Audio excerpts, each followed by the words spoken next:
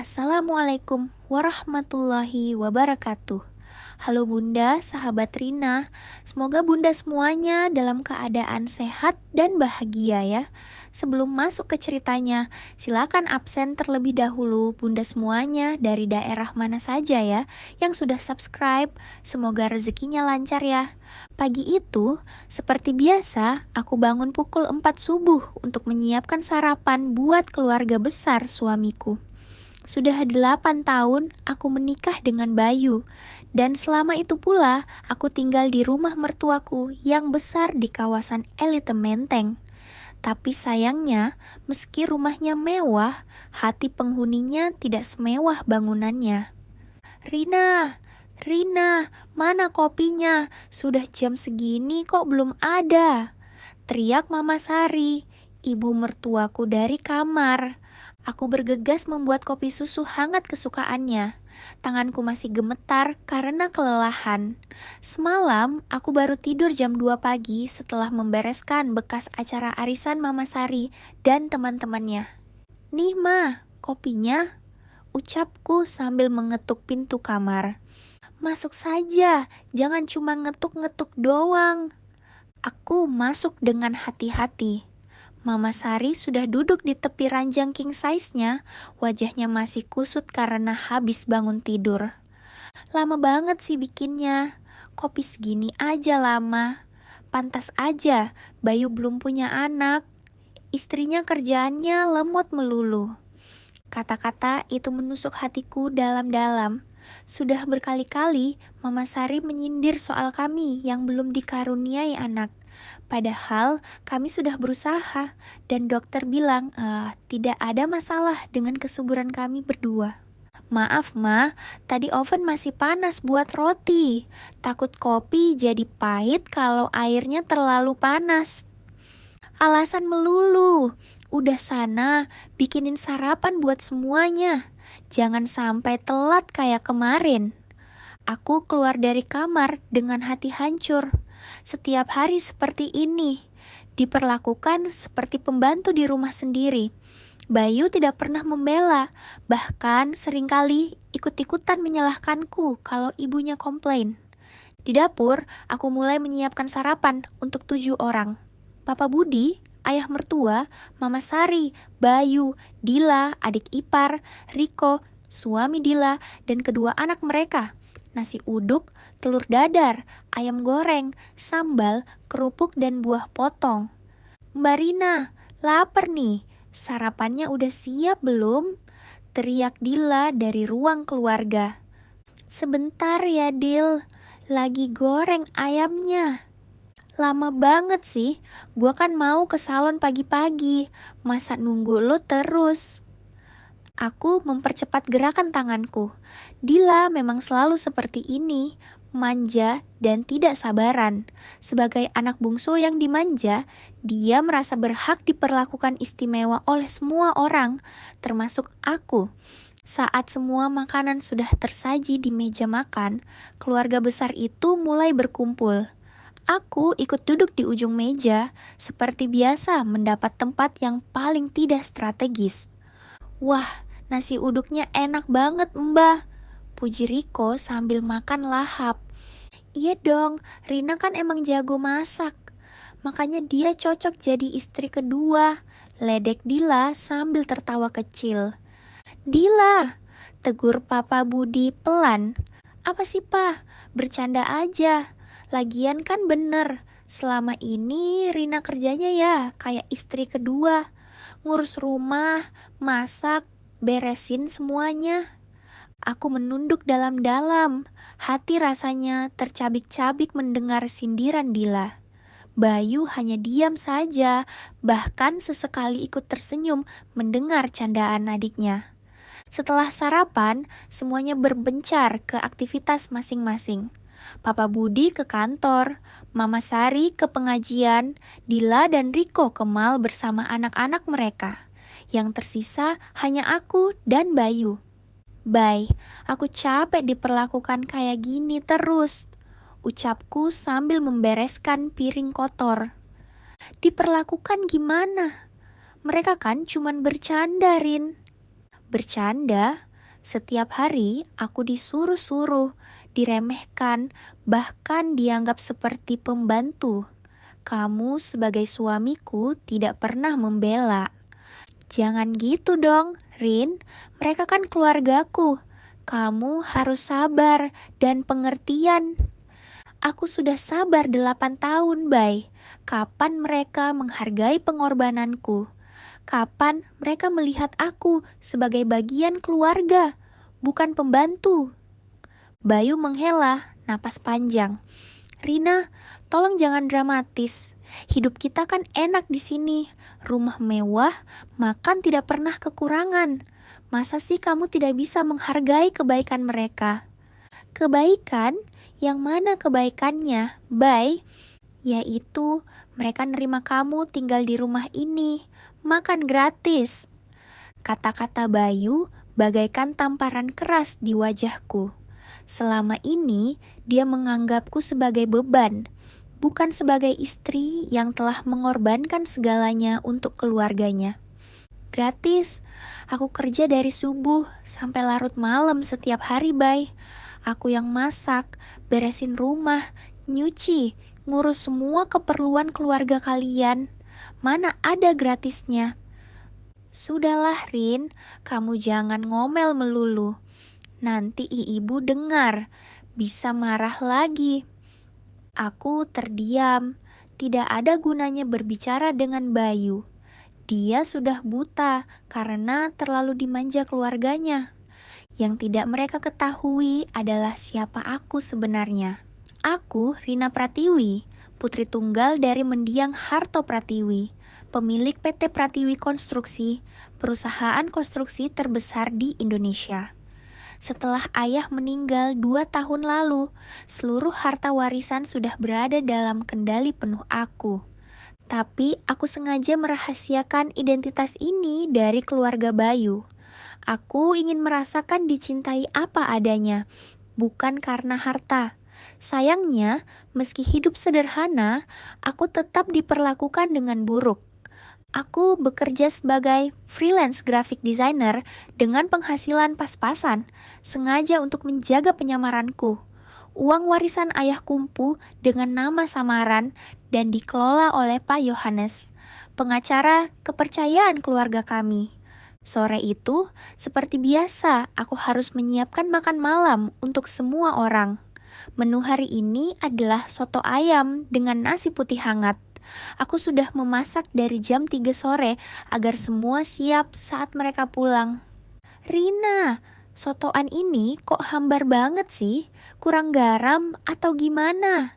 Komplain Mama Sari sambil menyuap soto dengan wajah kesal. Maaf, Ma. Mungkin kurang garam dikit. Ya udah, tambahin dong, jangan diem aja. Aku bangkit mengambil garam dan menaburkannya ke mangkuk Mama Sari. Tapi sepertinya dia masih tidak puas. Sekarang malah keasenan. Rina, kamu ini masak kok asal-asalan sih? Mana ada yang namanya nambah garam ke soto yang udah jadi? Ma, tadi Mama bilang kurang garam. Jangan bantah, kamu memang tidak becus masak. Papa Budi yang sejak tadi diam, akhirnya angkat bicara. Sari, jangan terlalu keras sama Rina. Dia sudah berusaha. Apa sih Budi? Rina tuh perlu dikasih tahu supaya bisa jadi istri yang baik. Lihat tuh Riko, dia tidak pernah komplain sama masakan Dila. Soalnya Dila masak pakai catering, Mah. Jadi ya pasti enak. Celetuk Dila sambil tertawa. Semuanya tertawa kecuali aku. Aku merasa sangat terhina. Sudah capek masak dari sore. Malah dihina habis-habisan. Bener tuh kata Dila. Makanya Rina belajar masak yang bener. Jangan asal masak terus disajikan. Tambah Mama Sari. Bayu yang melihat aku mulai meneteskan air mata hanya berkata, Rin, sudahlah, lain kali lebih hati-hati lagi ya masaknya. Tidak ada pembelaan, tidak ada kata-kata penghibur. Yang ada hanya suruhan untuk lebih berhati-hati. Seolah kesalahan memang sepenuhnya di aku.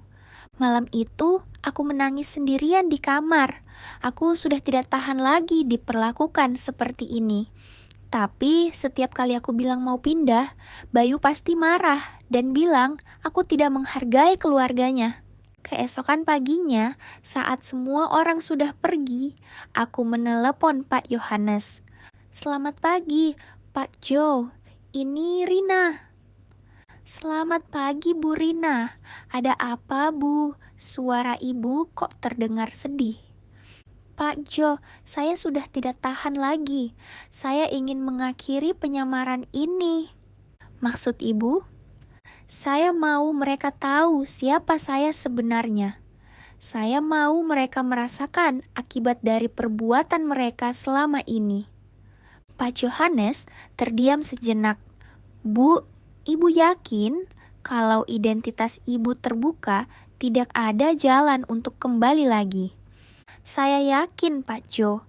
Tolong atur pertemuan dengan seluruh Dewan Direksi PT Pratiwi Konstruksi minggu depan." "Baik, Bu, akan saya atur." Setelah menutup telepon, aku merasa sedikit lega.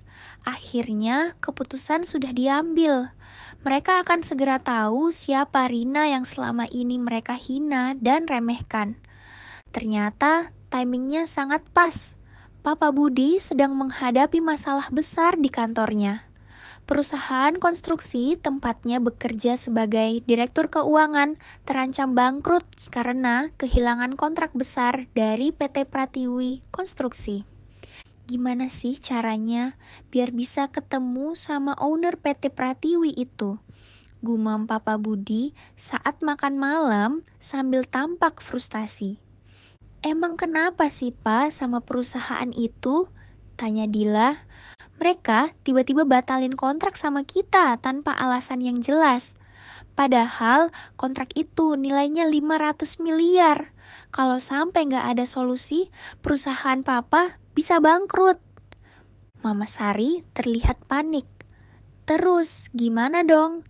Masa Papa sampai kehilangan kerjaan?" "Papa lagi usaha cari koneksi buat bisa ketemu langsung sama ownernya. Katanya orangnya sangat tertutup, jarang muncul di publik." Aku menahan senyum mendengar pembicaraan mereka. Mereka tidak tahu bahwa owner misterius yang mereka cari sedang duduk di meja yang sama dengan mereka. "Papa, kenapa nggak coba minta bantuan Rina buat cariin koneksi?" canda Dila. "Siapa tahu dia kenal sama orang dalam." Semuanya tertawa keras mendengar candaan Dila. "Rina, kenal sama owner perusahaan sebesar itu? Dia aja kerjaannya cuma desain grafis seadanya," sahut Mama Sari sambil tertawa. "Iya, mana mungkin Rina punya koneksi segede itu? Dia kan cuma lulusan universitas biasa," tambah Bayu. Mendengar mereka menertawakanku, aku semakin yakin dengan keputusan yang sudah kuambil. Keesokan harinya, Pak Johannes menelepon. "Bu Rina, pertemuan sudah dijadwalkan hari Jumat, jam 10 pagi di kantor pusat. Semua direksi akan hadir." "Terima kasih, Pak Jo. Oh iya, tolong siapkan juga data lengkap tentang PT Graha, karya perusahaan tempat mertua saya bekerja." "Akan saya siapkan, Bu." Hari Jumat pun tiba. Aku berpakaian rapi dengan setelan blazer hitam dan sepatu high heels. Rambut aku sanggul rapi dan memakai sedikit makeup untuk menutupi mata sembab karena sering menangis. Di kantor PT Pratiwi Konstruksi, semua direksi sudah berkumpul di ruang rapat utama. Mereka terlihat penasaran siapa sosok owner misterius yang selama ini jarang menampakkan diri. "Selamat pagi, Bapak dan Ibu sekalian," sapaku saat memasuki ruangan. Wajah mereka tampak terkejut melihat sosok muda berusia 30 tahun masuk ke ruangan. Perkenalkan, saya Rina Pratiwi, putri dari mendiang Bapak Harto Pratiwi. Mulai hari ini, saya akan terjun langsung memimpin perusahaan ini. Ruangan menjadi hening sejenak. Pak Johannes kemudian membuka map berisi surat wasiat dan dokumen legalitas yang membuktikan kepemilikanku atas perusahaan. Saya tahu selama ini kalian mungkin bertanya-tanya, kenapa saya tidak pernah muncul? Itu karena saya ingin belajar memahami kehidupan dari sudut pandang yang berbeda. Pak Hendro, salah satu direktur senior, angkat bicara. Bu Rina, kami sangat senang akhirnya Ibu bersedia memimpin langsung. Ada hal-hal penting yang perlu segera diputuskan. Ya, saya tahu, makanya saya di sini. Pertama-tama, saya ingin membahas tentang PT Graha Karya yang kontraknya kita batalkan minggu lalu. Para direksi saling pandang. Bu, perusahaan itu memang kinerjanya menurun drastis akhir-akhir ini. Banyak proyek yang terlambat dan over budget. Jelas Pak Martin, Direktur Operasional.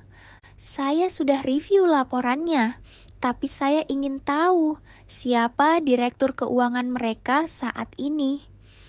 Namanya Bapak Budi Hartawan, Bu. Aku tersenyum tipis. Baik, saya ingin bertemu dengan beliau. Atur pertemuan hari Senin. Baik, Bu, akan kami atur. Sepulang dari kantor, aku merasa lega dan deg-degan sekaligus. Sebentar lagi, topeng penyamaran ini akan terbuka. Mereka akan tahu siapa yang selama ini mereka hina. Weekend itu, aku jalani seperti biasa. Bangun subuh, masak untuk 7 orang, beresin rumah, nyuci, dan melayani segala kebutuhan keluarga Bayu. Tapi kali ini, ada perbedaan dalam hatiku. Ada kepercayaan diri dan kekuatan baru yang tumbuh. Rina, besok Papa ada meeting penting sama PT Pratiwi. Tolong bangun lebih pagi buat nyiapin sarapan yang enak ya. Pinta Papa Budi saat makan malam minggu. Iya Pa, mau sarapan apa? Yang bergizi aja. Papa harus fit buat presentasi besok. Semoga aja bisa dapat kontrak lagi dari mereka. Amin Pa, semoga lancar ya meetingnya. Makasih ya Rin, kamu memang menantu yang baik, ucap Papa Budi tulus. Hanya Papa Budi yang sesekali bersikap baik padaku. Walaupun dia juga tidak pernah membela saat aku dihina anggota keluarga lainnya. Senin pagi, seperti biasa, aku bangun jam 4 subuh. Tapi kali ini perasaan deg-degannya luar biasa. Hari ini Papa Budi akan bertemu langsung denganku, tapi dia tidak tahu kalau yang akan ditemuinya adalah menantunya sendiri. Papa, sarapannya sudah siap. Panggil aku dari dapur. Papa Budi keluar dari kamar dengan setelan jas terbaiknya. Wajahnya tampak tegang, tapi optimis. Wah, roti bakar dan telur dadar kesukaanku. Makasih ya Rin. Sama-sama Pa. Papa pasti bisa kok. Papa kan pinter dan pengalaman kerjanya sudah banyak. Doain aja ya Rin, semoga lancar. Kalau dapat kontrak lagi, Papa bakal beliin kamu sesuatu deh. Setelah Papa Budi berangkat, aku juga bersiap-siap. Kali ini aku akan tampil sebagai owner PT Pratiwi Konstruksi yang sesungguhnya. Di kantor, Papa Budi sudah menunggu di ruang tamu dengan raut wajah gugup. Dari kamera CCTV di ruanganku, aku bisa melihat dia mondar-mandir tidak karuan. Pak Jo, sudah siapkah semuanya? Sudah Bu, Pak Budi sudah menunggu dari setengah jam yang lalu. Baik, silakan bawa beliau ke ruang rapat. 5 menit kemudian, pintu ruang rapat terbuka. Papa Budi masuk dengan langkah gugup, diikuti oleh Pak Yohanes. Saat melihatku duduk di ujung meja, Papa Budi terlihat sangat terkejut. Matanya membulat tidak percaya. Rina, selamat pagi Pak Budi, silakan duduk. Papa Budi masih terdiam dengan mulut menganga. Dia tidak bisa memproses apa yang dilihatnya. Pak Budi, ini Pak Johannes, pengacara dan penasihat saya. Dan saya, Rina Pratiwi, owner PT Pratiwi Konstruksi. Rina, kamu maksudnya? Ya, Pak. Saya owner perusahaan yang Bapak cari selama ini. Saya yang membatalkan kontrak perusahaan Bapak minggu lalu. Papa Budi terduduk lemas di kursi. Wajahnya pucat pasi. Tapi, kamu kan cuma freelancer desain grafis yang tidak punya apa-apa. Ya, itu yang kalian pikir selama ini. Aku mengeluarkan berkas-berkas yang sudah disiapkan Pak Yohanes. Ini surat wasiat almarhum ayah saya. Ini sertifikat kepemilikan saham PT Pratiwi Konstruksi. Dan ini laporan keuangan yang menunjukkan aset perusahaan saat ini. Papa Budi membaca satu persatu dokumen dengan tangan gemetar. Angka-angka di laporan keuangan membuat matanya semakin melebar. 5 triliun rupiah, bisiknya nyaris tidak terdengar. Ya Pak, itulah total aset perusahaan saya saat ini. Belum termasuk aset-aset pribadi lainnya. Rina, kenapa? Kenapa kamu tidak bilang selama ini? Aku menarik napas dalam-dalam. Karena saya ingin tahu bagaimana keluarga Bapak memperlakukan saya tanpa embel-embel harta. Dan hasilnya, selama 8 tahun saya diperlakukan seperti pembantu di rumah sendiri. Papa Budi menunduk dalam-dalam. Dia pasti teringat semua perlakuan buruk keluarganya terhadapku. Rina, maafkan kami. Pak, saya tidak marah kepada Bapak. Bapak satu-satunya yang sesekali bersikap baik sama saya. Tapi keluarga yang lain, aku menunjukkan sebuah map baru. Ini rekaman percakapan dan video yang saya kumpulkan selama 8 tahun. Rekaman Mama Sari menghina saya, Dila yang merendahkan saya, dan Bayu yang tidak pernah membela saya. Papa Budi membuka map itu. Di dalamnya ada puluhan foto dan transkrip percakapan yang menunjukkan bagaimana aku diperlakukan di rumah mereka. Ya Tuhan, kami sudah berbuat keji padamu, Rin. Sekarang Bapak tahu, dan sekarang keputusan ada di tangan saya. Perusahaan Bapak masih bisa diselamatkan, tapi dengan syarat. Syarat apa, Rin? Pertama, Bapak harus jujur kepada keluarga tentang siapa saya sebenarnya. Kedua, mereka harus meminta maaf secara langsung kepada saya. Ketiga, perlakuan terhadap saya harus berubah total. Papa Budi mengangguk cepat. Akan aku lakukan, Rin. Aku janji. Baik. Kalau mereka bisa memenuhi syarat itu, kontrak 500 miliar tadi akan saya kembalikan. Bahkan, saya akan menambahkan kontrak baru senilai 1 triliun.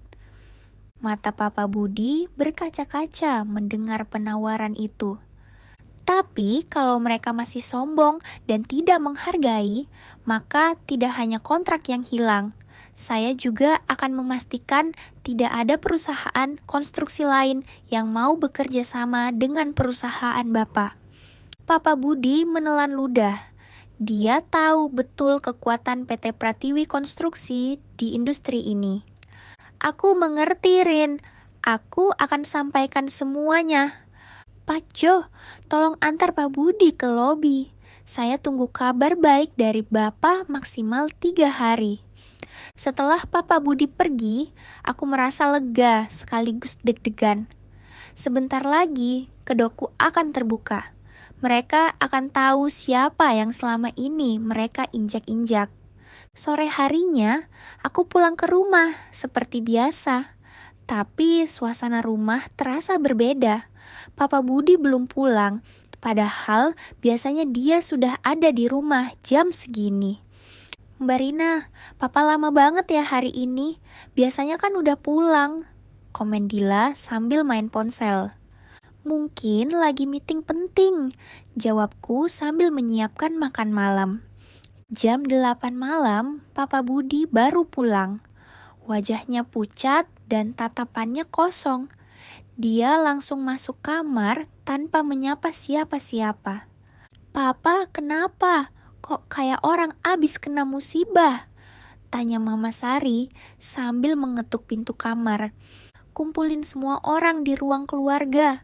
Ada yang harus aku bicarakan, ucap Papa Budi dengan suara berat. Kami semua berkumpul di ruang keluarga. Papa Budi duduk dengan wajah serius yang tidak biasa. Aku mau minta maaf sama Rina, katanya tiba-tiba. Semua orang terdiam bingung. Pa, kenapa tiba-tiba minta maaf sama Rina? Tanya Bayu. Karena selama ini kita semua sudah berbuat tidak adil sama dia. Kita sudah memperlakukan dia seperti pembantu.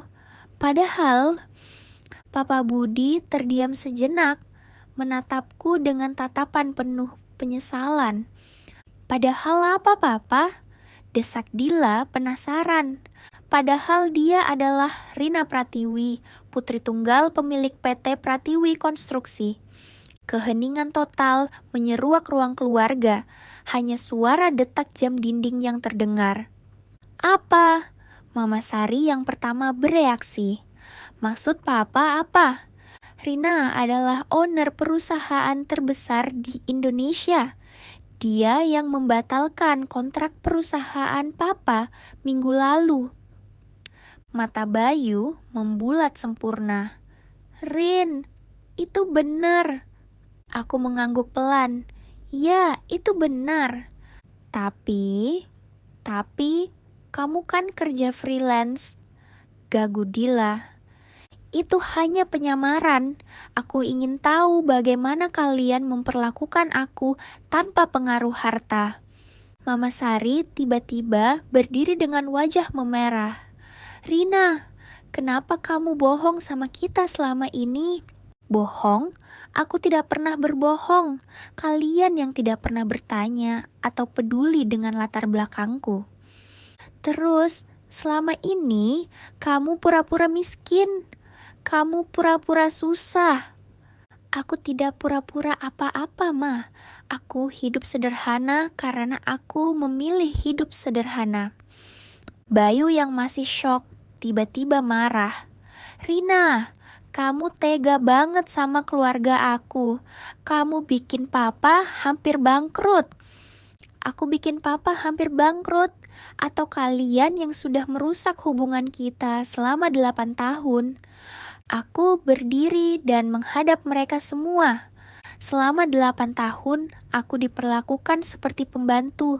Setiap hari disuruh-suruh, dihina, diremehkan. Tidak pernah sekalipun kalian menghargai pengorbananku. Pengorbanan apaan sih? Kamu kan hidup enak di rumah ini. Bantah Dila. Hidup enak? Bangun jam 4 subuh setiap hari, masak untuk 7 orang, beresin rumah sebesar ini sendirian, nyuci semua pakaian kalian. Itu namanya hidup enak. Ya, itu kan kewajiban istri, sahut Mama Sari. Kewajiban istri? Aku istri Bayu, bukan pembantu keluarga Bayu. Ruang keluarga kembali hening. Mereka mulai menyadari kesalahan mereka. Tapi Rin, kenapa harus dibawa ke urusan kerja Papa? Tanya Bayu dengan nada memohon. Karena aku sudah tidak tahan lagi. Aku butuh kalian sadar dan menghargai aku sebagai manusia. Papa Budi yang sejak tadi menunduk akhirnya angkat bicara. Rina, benar. Selama ini kita memang terlalu berlebihan. Kita harus minta maaf. Minta maaf? Papa bela dia, padahal dia yang bikin papa hampir kehilangan kerjaan. Protes Dila. Dila, Rina punya hak untuk melakukan apa yang dia mau dengan perusahaannya. Kita yang salah karena tidak menghargai dia. Tapi, Pa, tidak ada tapi-tapian. Sekarang kita minta maaf sama Rina dan berharap dia mau memaafkan kita. Papa Budi berdiri dan berjalan ke hadapanku. Lalu dia berlutut di depanku. Rina, aku minta maaf atas semua perlakuan buruk keluarga kami. Aku minta maaf karena tidak pernah membela kamu. Tolong maafkan kami. Melihat Papa Budi berlutut, yang lain mulai menyusul. Mama Sari, Dilla, dan Riko ikut berlutut. Hanya Bayu yang masih berdiri dengan wajah merah menahan malu. Bayu, kamu tidak minta maaf? Tanyaku. Rin, aku minta maaf juga. Maafin aku ya, aku janji akan berubah. Bayu akhirnya ikut berlutut di hadapanku. Melihat keluarga yang selama ini sombong kini berlutut memohon maaf, membuatku terharu sekaligus lega. Semuanya berdiri, aku memaafkan kalian. Mereka berdiri dengan wajah penuh rasa bersalah. Tapi, lanjutku, mulai sekarang perlakuan kalian harus berubah. Aku bukan pembantu. Aku istri Bayu dan menantu di keluarga ini. Iya Rin, kami janji akan berubah, ucap Papa Budi. Dan soal kontrak perusahaan Papa, besok akan aku kembalikan. Bahkan, aku akan tambahkan kontrak baru. Papa Budi langsung berlutut lagi. Terima kasih Rin, terima kasih banyak. Papa tidak usah berlutut lagi. Sekarang kita sama-sama keluarga. Hari-hari berikutnya, perlakuan mereka berubah 180 derajat. Mama Sari yang biasanya galak sekarang jadi sangat manis. Dilla yang suka meremehkan sekarang jadi hormat. Bayu jadi suami yang protektif. Tapi perubahan paling drastis terjadi saat identitasku tersebar ke tetangga-tetangga. Rumah kami jadi sering didatangi tamu-tamu penting yang ingin berkenalan denganku. Bu Rina, ini ada Pak RT mau ketemu. Lapor Mama Sari sambil membawakan minuman untuk tamu. Mama tidak usah servis aku. Panggil pembantu saja. Tidak apa-apa, Rin. Mama senang kok melayani anak sendiri. Kata anak sendiri, itu membuat hatiku hangat. Selama 8 tahun baru kali ini, Mama Sari menyebutku sebagai anak. Suatu hari, tetangga yang dulu sering meremehkanku datang dengan membawa oleh-oleh. Bu Rina, ini saya bawakan kue dari Bali. Semoga berkenan ya, ucap Bu Marta, tetangga yang dulu sering nyinyir soal pekerjaanku. Terima kasih Bu, tapi Bu Marta tidak usah repot-repot. Tidak apa-apa Bu, saya senang bisa bertetangga dengan pengusaha sukses seperti Ibu. Pengusaha sukses? Dulu aku cuman istri yang kerjanya tidak jelas di mata mereka. Sekarang aku jadi pengusaha sukses yang patut dihormati. 3 bulan kemudian, Bayu mengajak aku makan malam romantis di rooftop hotel mewah.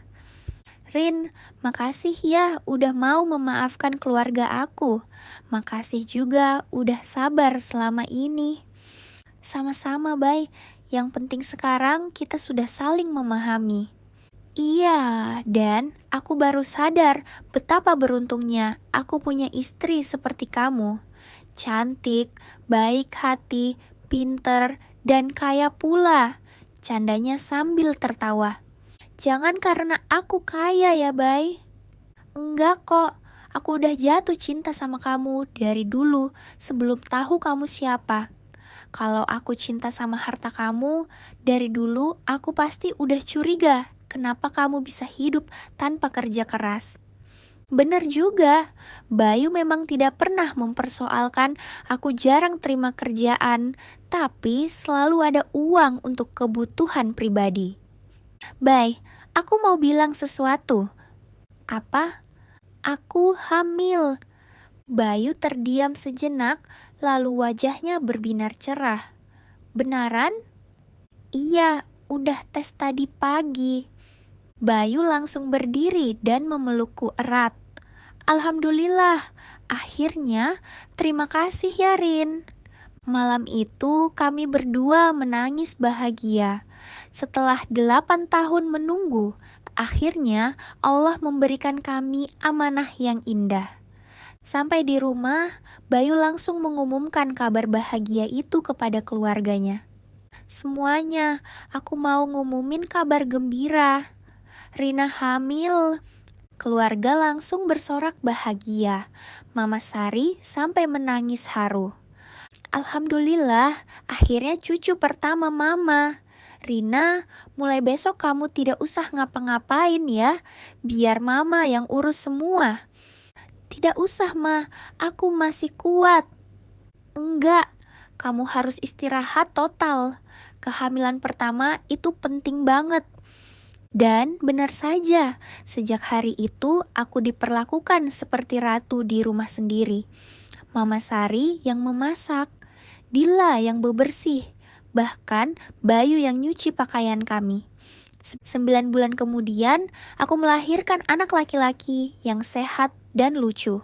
Kami beri nama Arkan. Keluarga Bayu sangat bahagia dan menyayangi cucu pertama mereka. Rina, terima kasih ya, udah kasih cucu pertama buat keluarga kami, ucap Papa Budi sambil menggendong Arkan. Sama-sama Pa, Arkan kan cucu Papa juga. Iya, dan aku janji akan jadi kakek terbaik buat Arkan. Sekarang hidupku sudah sempurna. Punya suami yang sayang, mertua yang menghargai, dan anak yang sehat. Karma memang bekerja dengan caranya sendiri. Kesabaran dan keikhlasanku selama 8 tahun akhirnya berbuah kebahagiaan yang hakiki. Terima kasih sudah mendengarkan ceritaku, Bunda. Hikmah yang bisa diambil adalah jangan pernah meremehkan orang lain. Kita tidak tahu siapa sebenarnya orang yang ada di depan kita. Yang terpenting, perlakukan semua orang dengan baik tanpa melihat status atau hartanya. Wassalamualaikum warahmatullahi wabarakatuh.